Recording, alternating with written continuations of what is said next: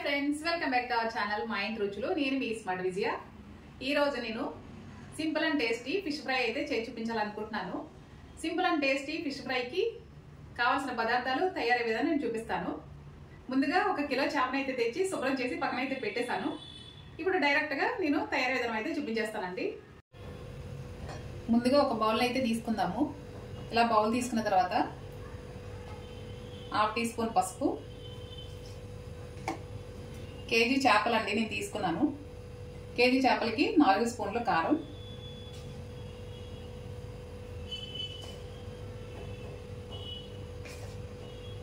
తక్కువ తినేవాళ్ళు కొంచెం తక్కువ వేసుకోండి.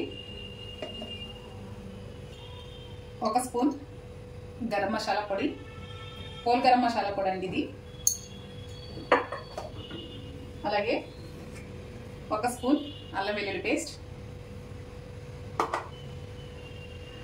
1 నిమ్మకాయని ముందే రసం తీసి పెట్టుకున్నాను, నిమ్మకాయ రసం కూడా వేస్తాను. 2 స్పూన్లు ఆయిల్ కూడా వేస్తున్నాను.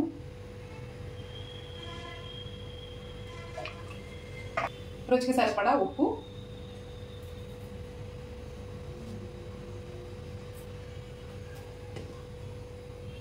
ముందుగా మసాలా అంతా ఇలా వేసుకొని బాగా కలుపుకున్న తర్వాత మాత్రమే మనం చేప ముక్కలు కూడా వేసి చేప ముక్కలకు బాగా పట్టేటట్లు కలుపుకుందాము.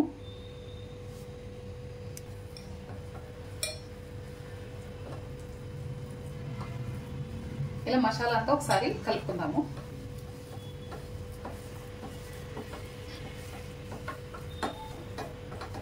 మసాలా అంతా ఇలా బాగా ముందు కలుపుకోవాలండి.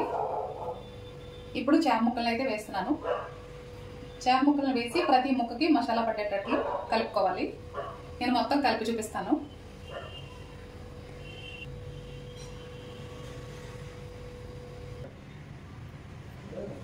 చూసారు కదండి, మసాలా అంతా ప్రతి ముక్కకి పట్టేటట్లు ఇలా కలుపుకొని ఒక 1 అవర్ అయితే పక్కన పెట్టేసుకుందాము.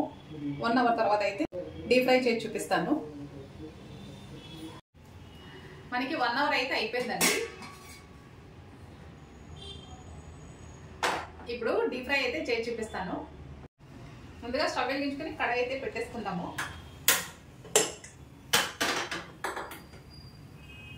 కడాయి పెట్టుకుని డీప్ ఫ్రైకి కావాల్సిన ఆయిల్ అయితే వేసుకుందామండి.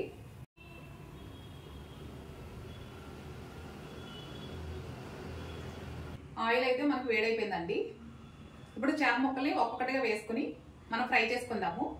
ఆయిల్ వేడైన తర్వాత మీడియం ఫ్లేమ్లో పెట్టుకోవాలి.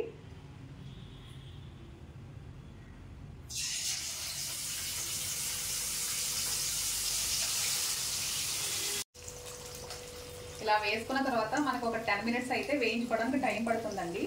ఒక పక్క బాగా వేగిన తర్వాత మాత్రమే రెండో వైపుకి తిప్పుకోవాలి, లేదంటే ముక్కలు విరిగిపోతాయి.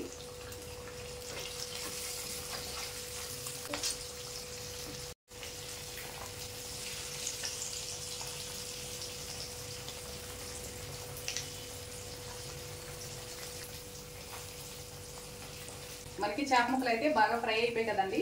ఇప్పుడు ఒక ప్లేట్లోకి అయితే తీసేసుకుంటున్నాను.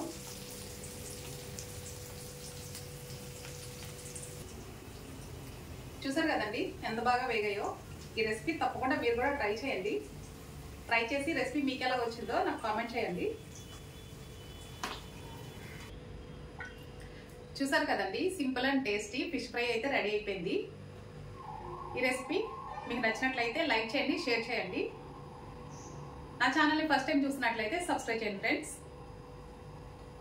బాయ్.